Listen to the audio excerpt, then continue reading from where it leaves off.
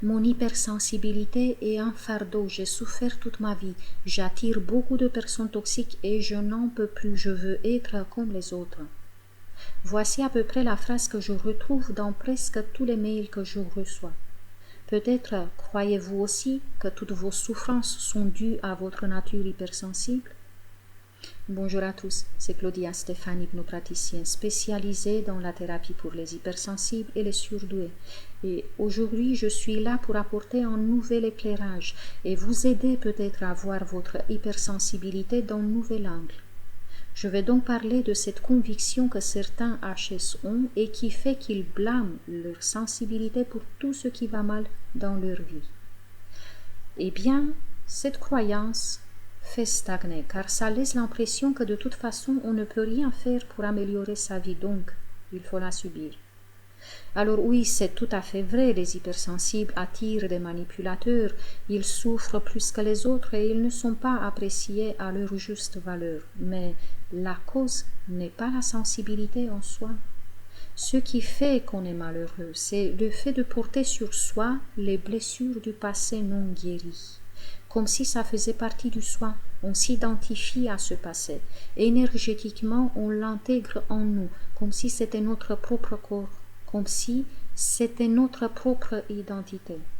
On caresse ce poids lourd, on pense sans cesse à lui, on en parle peut-être souvent et on le nourrit de notre attention comme si c'était notre bébé. La vérité est que plus on a été malheureux dans notre enfance et plus on est challengé en tant qu'adulte.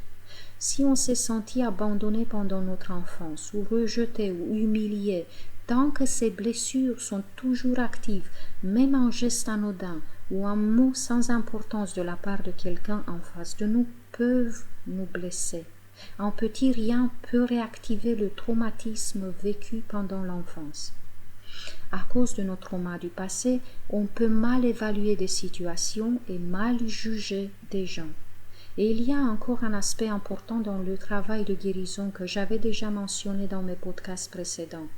Il ne faut pas oublier que des fois, pour les blessures profondes, il faut revenir car il y a des couches qui peuvent être dissimulées, des enseignements compris partiellement et des facettes de nous qui ne parviennent pas à lâcher prise facilement. C'est pour elles qu'on doit refaire le travail même plusieurs fois s'il en faut.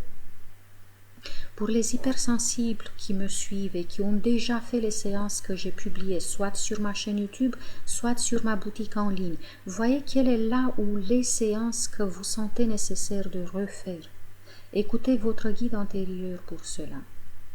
Retravailler sur une thématique peut apporter des prises de conscience très profondes. Ça peut apporter aussi plus de légèreté et de paix intérieure.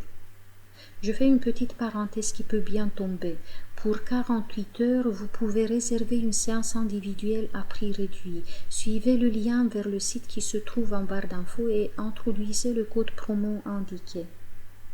Et pour ne pas rater les promos à venir, cliquez sur la cloche. Vous allez être informé des vidéos et des podcasts qui sont publiés et qui vous les annoncent.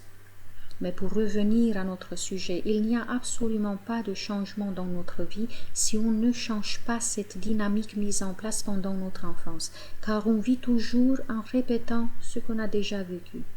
C'est ce qu'on appelle dans la spiritualité répéter les expériences jusqu'à ce qu'on apprend la leçon. Et les leçons, on les intègre avec les prises de conscience qu'on a effectivement en travaillant sur soi.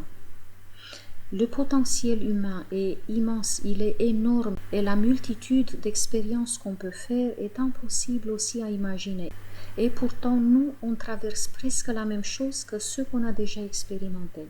Comme si l'on était dans une roue de la souris qui court désespérément en pensant que ça va s'arrêter à un moment donné. On garde les quelques réseaux neuronaux qu'on a développés en début de notre vie. Ce dont on a besoin est effectivement de libérer tout cela, de prendre de la distance et de commencer à former des nouveaux réseaux pour pouvoir enfin expérimenter autre chose de plus agréable et de plus doux. Et je pense que c'est le souhait de la plupart des hypersensibles fatigués de tourner en rond. On entend souvent les gens dire « J'attends depuis des années que ça change et rien ne se passe. J'en ai marre, c'est trop dur. » Mais sans rien faire, les changements ne viennent pas. Ça ne vient pas de l'extérieur, ça ne vient pas avec une nouvelle personne dans notre vie ou avec un nouveau travail. Et ça ne vient malheureusement pas avec une nouvelle année non plus. C'est juste en édifiant nous-mêmes à l'intérieur de nous un nouveau système de pensée et un nouveau système de croyance plus sain que ça évolue. Oui, il nous faut faire des efforts. En fait, c'est ça notre accomplissement, d'arriver à puiser dans ce potentiel pas encore exploité, dans le bon sens du terme, car là, on va changer non seulement nos pensées, mais notre existence tout entière. Je vous souhaite à tous de trouver la foi et le courage de vous élever au-dessus des épreuves qui vous ont tourmenté et de suivre le génie qui est en vous. Donnez-moi de bonnes nouvelles. Je vous fais un gros câlin à tous.